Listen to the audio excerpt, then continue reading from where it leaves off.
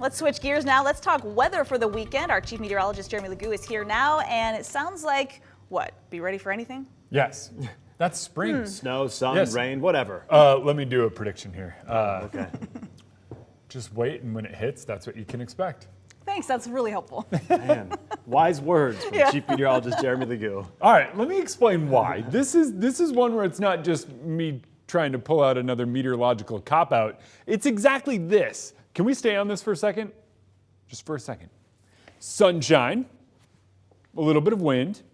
This right here is a little storm popping up, and that little storm is dumping snow and graupel. But look at this difference. That's just right there. There's not much organization in the atmosphere, so figuring out what exactly is going to happen is going to be quite difficult. All right, let's go with it.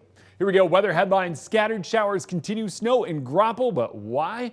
We'll talk about that, because as we remain cool through the weekend, all of this is connected. Everything's connected in weather. Right now, you can trace the jet stream. Here it is. Comes up, dips all the way down, and comes back up. Overhead, we have this big cold sink, a big area of cold air just sitting right above us. It's incredibly cold.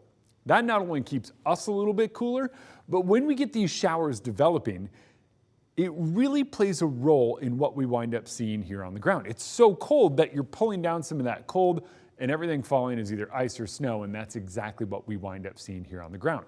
It also means that we don't need any sort of organized bit of energy to see any sort of showers, and that's why we see the chance thereof throughout the weekend. Here in Spokane, I think we're dry on Sunday, but yes, we likely see a few more of those scattered showers, and that's exactly what's happening today. Notice there is no rhyme nor reason for the organization of these showers. We actually saw a little bit of lightning there not too long ago, a little bit of convection, but that's as that storm itself started falling apart. As soon as we got some of that graupel in there and some of those cooler temperatures making their way down, then it dies down.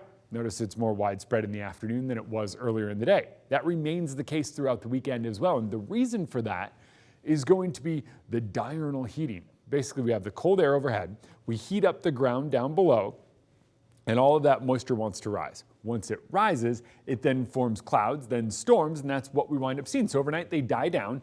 Tomorrow, we start out pretty dry, see a little bit of sunshine, and by tomorrow afternoon, another round of scattered showers, likely a little bit of snow and graupel and a few raindrops, all spread across the region, but really, we're not expecting much in the way of accumulation unless you're up over Lookout Pass or Snoqualmie Pass or even Stevens Pass as we move through the weekend. For the most part, it just kind of stays away from the accumulating factor category here down low. But it is likely we see a little bit of sun.